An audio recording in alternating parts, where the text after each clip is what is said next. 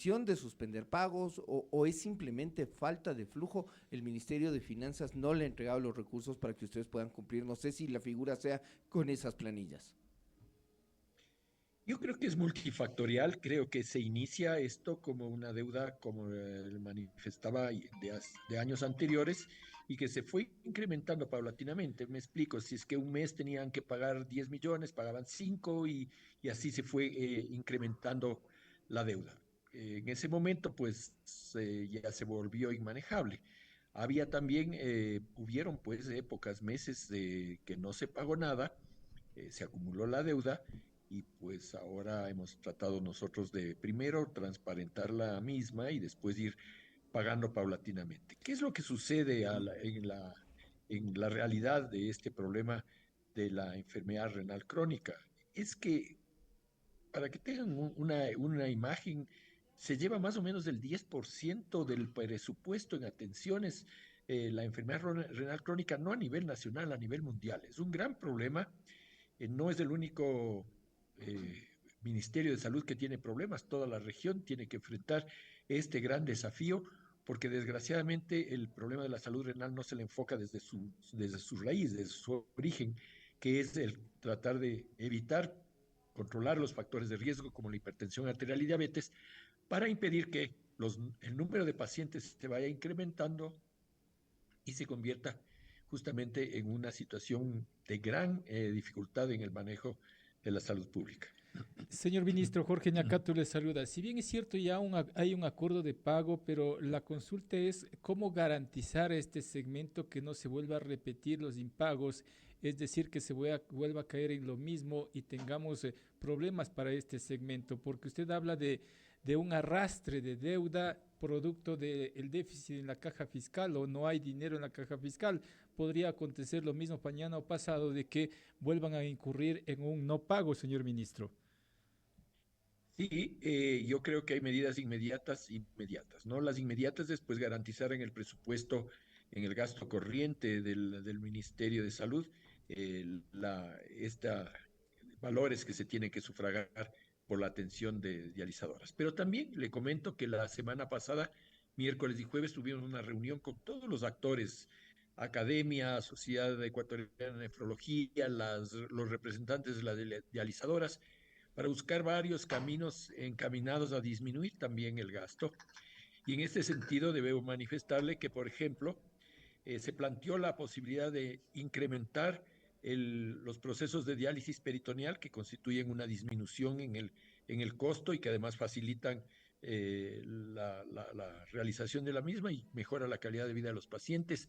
El hacer una práctica que es muy interesante que se llama diálisis incremental, es decir, no establecer como una receta fija el que el paciente dialítico tiene que recibir 3 días por semana diálisis, sino que esto puede hacerse seleccionando, individualizando cada paciente y hay estudios, por eso se propone este protocolo que no es necesario realizar realmente diálisis con esta periodicidad, sino que se puede hacer inclusive 1 o 2 veces por semana. Todo esto Esto, encaminado a disminuir la frecuencia. ¿Y esto no le pone en riesgo la estabilidad, la salud y la vida de los pacientes? No, esto se decide a través de criterios técnicos. Hay una que se llama una tasa de filtración residual, es decir, lo que le queda de función al riñón, que permite que se pueda prolongar estos. Eso es una cuestión muy técnica y se lo hace a través de exámenes de laboratorio y evaluación clínica de los pacientes. Señor ministro, ha habido mucha queja desde diferentes sectores de la sociedad civil, sobre todo de los estratos de medio bajo, de una desatención al sector de salud, falta de equipamiento en la infraestructura de salud pública. ¿Cómo se ha trabajado en la ejecución presupuestaria para dotar de todo lo necesario al sistema de salud pública? Porque, insisto, hay mucha queja ciudadana, señor ministro. Efectivamente, yo creo que hay razón y sería pues necio no escuchar la voz del ciudadano que indica que pues hay ciertos problemas en la práctica, en la atención del sistema de salud. Yo le dividiría en dos partes. La primera, que es la atención primaria de salud, que yo creo que el ministerio tiene articulado varios programas muy exitosos, lo hace bien, tiene una muy buena dotación de equipamiento para el sector, para la atención primaria, y siempre que nosotros hablamos de salud decimos, tenemos que enfocar la atención primaria, tenemos que enfocarnos en la prevención, y realmente eso es lo que se tiene que hacer. En ese sentido, creo que estamos bien estructurados. El problema es cuando vamos a las áreas de los hospitales, de la hospitalización. Comprendan que la medicina es un fenómeno muy dinámico, tecnológicamente sufre rápidas variaciones y eso implica también inversiones de dinero importantes. Y hay una mala costumbre de parte del ciudadano que es acudir a los hospitales de mayor complejidad a recibir atención primaria. Si yo estoy con un problema de, qué sé yo, una amigdalitis o una gastritis y en vez de consultar a la atención primaria, pues decido ir a buscar el especialista en el hospital y eso lo satura. Ese es uno de los problemas. Obviamente también es una cuestión de inversión, ¿no? Y también de cuidado, de gestión.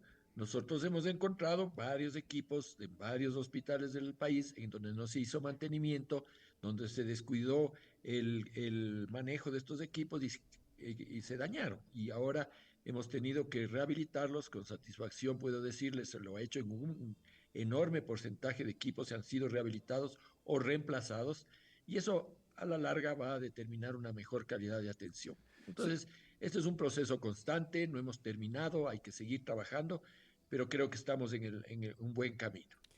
5 de la tarde con 15 minutos. Ministro, Diego Jimbo, que es el coordinador nacional de este observatorio de enfermedades catastróficas, en un plantón la semana anterior ante la Corte Constitucional para exigir un cumplimiento de una sentencia de 2020, daba una cifra que es preocupante, ¿no? Dice, voy a leer textual, según la proforma del presupuesto general del Estado enviado a la Asamblea Nacional por parte del Ejecutivo, el presupuesto para el Ministerio de Salud en 2024 representa el 3.5% del PIB, lo que es inferior al 4.7% del PIB de 2018 y al 5.2% del PIB de 2019. Si es que esto es real, ¿no se estaría violando la Constitución que establece incluso porcentajes de incremento anual para el presupuesto de la salud respecto del Producto Interno Bruto, señor ministro? Y ahí no estaría el origen de estos problemas que nos está comentando, que los está reconociendo, usted bien ha dicho, sería necio negar, pero al parecer le están quitando plata a su cartera de Estado. A ver, sí, efectivamente, siempre tenemos la sensación de que el presupuesto disponible para el Ministerio de Salud Pública puede ser escaso. Sin embargo, hay que tomar en cuenta que existe un techo presupuestario que cumple con las normativas establecidas, las normativas financieras establecidas, y que hay que tomar en cuenta que el sector de la salud no está solamente integrado por el sector público. Hay una parte que lo cubre el IES y otra parte que le cubre el sector privado. Sumados, superan el porcentaje del Producto Interno Bruto mencionado. Entonces, no hay una exactitud en Pero el estamos, dato claro, hablamos presentado. del presupuesto general del Estado. ¿Cómo? El presupuesto general Sí, del Estado se entrega al IES, porque el IES uno se entiende, eso se trabaja así con parte de la deuda que el Estado tiene, pero eso no es presupuesto de salud, eso es pago de una deuda. Y en el caso de la salud privada, también le damos presupuesto estatal a la salud privada. Si me puede aclarar, porque no, no, me no. genera la duda su Claro, respuesta. cuando nosotros hacemos la evaluación del Producto Interno Bruto y su relación en inversión en salud, tomamos en cuenta todos los actores de la salud. Eso es un criterio. El otro criterio efectivamente depende del presupuesto asignado al Ministerio de Salud Pública para la gestión en salud. En este año el techo presupuestario era de 4.200.000, 4.200, perdón, 4.200 millones de dólares. Claro, ha habido que irse ajustando a los flujos presentados y efectivamente pues siempre va a resultar un crecimiento poblacional a la par que implica pues nuevos desafíos en el gasto público y en el caso de salud no es la excepción. Perdón, señor ministro, pero no me termina de que, perdón que le insista, no me termina de quedar claro. Hay una reducción del presupuesto del Ministerio de Salud. Ya, y si sacamos a los otros actores que también se toman en cuenta en el porcentaje, como presupuesto de salud estatal que maneja el ministerio, ¿hay o no hay reducción? Hay un presupuesto determinado, como le digo, de 4.200 millones de dólares, ese es el precio presupuestario. Sin embargo, se tiene que ir financiando a través de las diferentes inversiones de salud. Probablemente ese es el propósito final de la gestión, ¿no? Y dependemos también de la manera como nosotros podemos ir otorgando esos flujos que son planificados a través del Ministerio Dependemos de finanzas, entonces. del MEF, claro, del MEF, sí. Ahora, señor ministro, si tenemos un punto de referencia del Producto Interno Bruto para el presupuesto de salud con los 4.000 millones y un poco más que usted refiere, entonces entendemos que hay un déficit en el sector de salud. ¿Un déficit en qué sentido? Un déficit presupuestario, Ese es señor el techo ministro. presupuestario fijado, ¿no? Ujú. Ese es el techo presupuestario fijado a través del presupuesto nacional. Ujú. Ahora, el tema también pasa porque no se están ejecutando los presupuestos en las distintas carteras de Estado. Estamos ya finalizando el año. El ejercicio fiscal prácticamente se cierra antes del 31 de diciembre. Hasta esta fecha, señor ministro, ¿cuánto se ha ejecutado? ¿Qué porcentaje del presupuesto que tiene salud? A ver, nosotros en salud tenemos un 74,6% del proyecto determinado como gasto corriente y la otra parte en el gasto de inversión. Del gasto corriente, como usted entenderá, está Ya, cubierto. en las cifras cubiertas, está al 100%, va a terminar el Claro. año, ¿no es cierto? Sueldos y Inclusive se ha tenido salarios. que, no solamente sueldos es una parte importante, pero hay una serie de otros gastos Ujú. relacionados con el gasto corriente, con mantenimientos, alimentación, limpieza, en fin, varios insumos que los hospitales y los centros de salud ocupan. Y los programas, obviamente, que están dentro del gasto corriente, como son los programas fijos que tiene el ¿Y en, ministerio. y en Y hay inversión? hay un presupuesto de inversión que nosotros tenemos 22 proyectos de inversión incluidos ahí y que se van desarrollando. Su pregunta, le debo decir sinceramente, nosotros recibimos una gestión alrededor del 6-8% del proyecto de inversión y hoy estamos sobre el 80% y esperamos pues como son proyectos que se extienden un poquito en el mes de diciembre y algunos de ellos pues ya son plurianuales, esperamos llegar a una cifra sobre el 85% de cumplimiento. Esas cifras de inversión significa que algo compraron en equipo, renovaron equipos. ¿Cómo está esto distribuido en las diferentes casas asistenciales? Claro, nosotros tenemos varios proyectos de inversión, ¿no es cierto? Unos de ellos están en infraestructura, constituyen o nuevas inversiones o repotenciación, que es lo que más se ha hecho, tanto de hospitales como de centros de salud. Otra parte la ocupan en equipamiento, ¿no es cierto? En ese sentido también tenemos que dividir en aquellos que son equipos de alta gama, tomógrafos, resonadores, el tema de ambulancias, y luego tenemos ya equipos como colposcopios, monitores, etcétera, que son ya, que están en los proyectos de inversión de menor cuantía. Y luego tenemos otros proyectos ya más específicos de diferentes áreas donde se van desarrollando eh, las inversiones.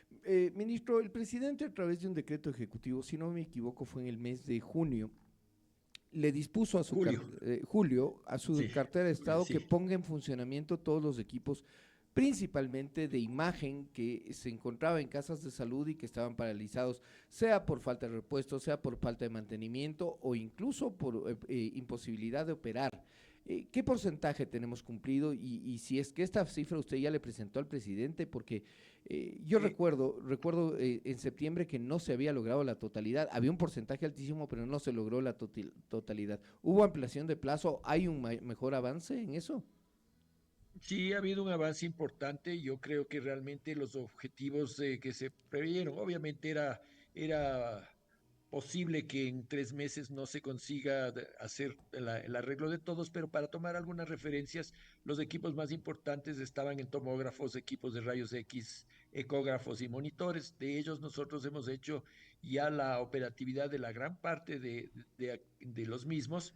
Y, por ejemplo, en el caso de los tomógrafos, que son los equipos más importantes, eran 19 tomógrafos que estaban dañados, se lograron recuperar 13, 4 fueron reemplazados ya y no se reemplazaron con 4, sino con 8.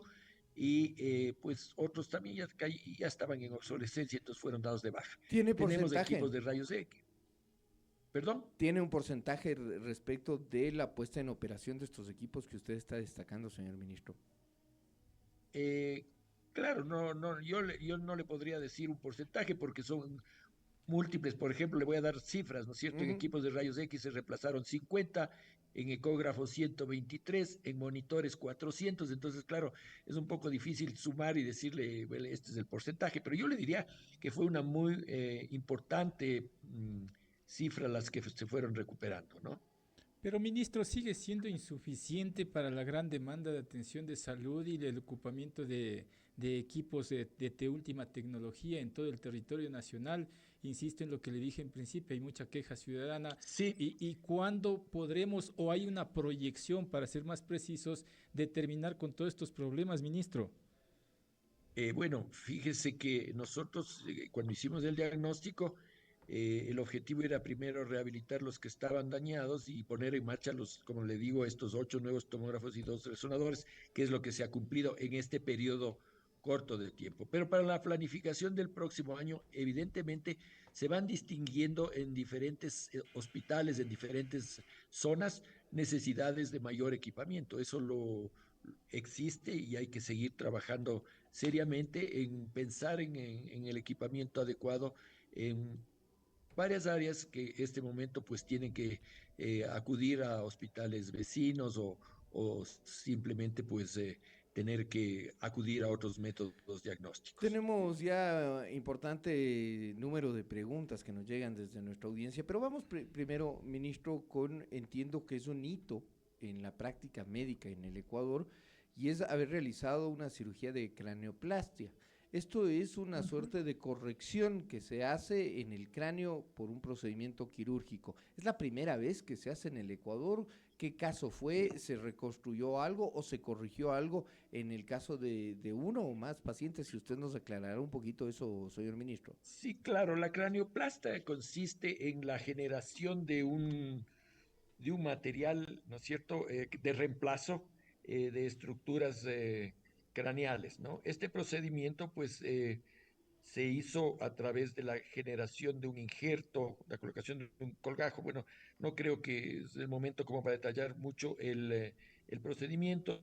Esto se fue realizado eh, como una técnica en la que participaron varios actores, ¿no?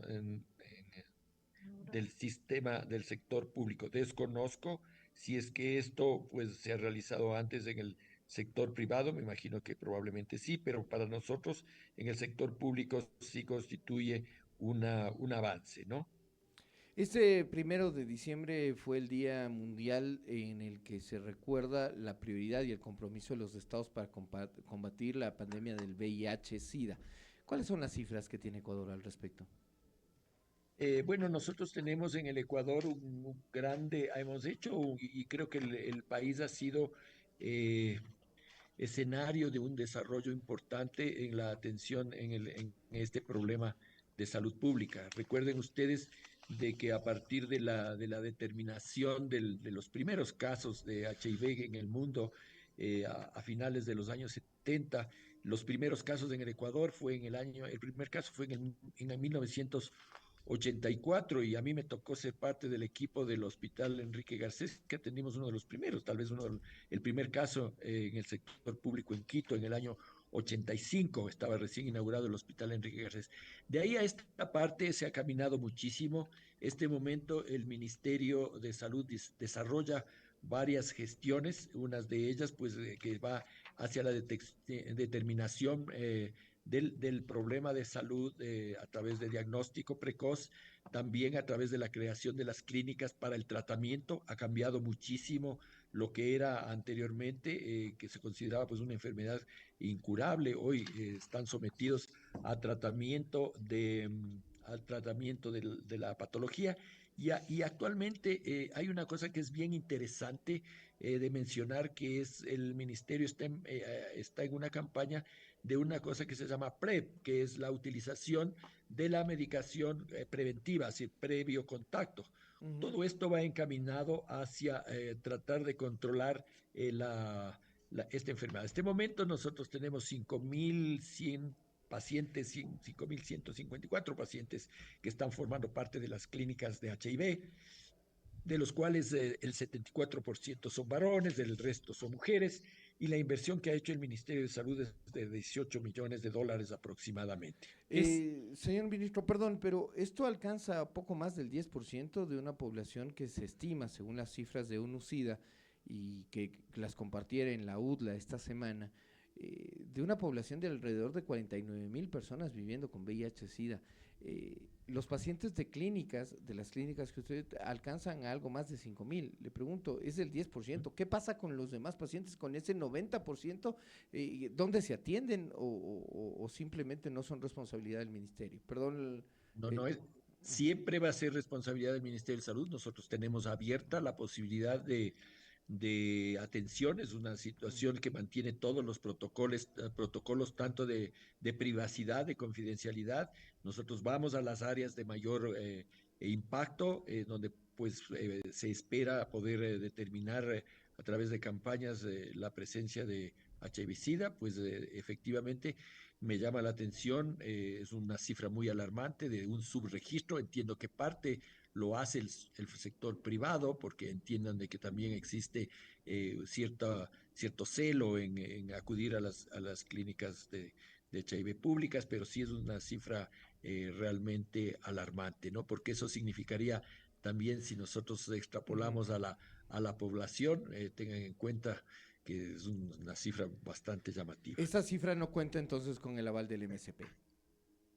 Nosotros tenemos estos 5.154 pacientes registrados. Perfecto. Señor ministro, ya solo para cerrar, entendemos que tiene agenda previa. Milton J. nos pregunta, a propósito del tema del VIH, ¿existen los convenios, los acuerdos y los procedimientos necesarios para adquirir medicina tomando en cuenta el año fiscal? Eso normalmente le genera un bache a los pacientes que reciben tratamiento. Milton J. nos escribe desde la ciudad de Quito. Sí, felizmente nosotros ya hemos trabajado en la previsión no solamente de los medicamentos para SIDA, sino también para otras enfermedades, y efectivamente sí tenemos la dotación de los antirretrovirales necesarios, ¿no? Así es que pues esto es una noticia de tranquilidad para la población. Vladimir, yo entiendo que son pacientes, por eso no doy los apellidos. Dice, por favor, ¿cómo están haciendo con los pacientes que ya no podemos aportar al IES y tenemos que cambiarnos al MSP? Entiendo que son pacientes de VIH-Sida. Es simplemente acudir al registro a nuestras clínicas y está pues abierta la posibilidad de que esto no solamente que sean inscritos, sino que se continúen los esquemas antirretrovirales que son los adecuados. Muchísimas gracias al señor ministro de Salud, Antonio Naranjo Pacimiño, con quien hemos tenido diálogo informativo en esta tarde. Gustosos de haber conversado con usted aquí en los micrófonos de 102.9, la radio de la ciudad. Para mí es un gusto siempre y estamos a las órdenes.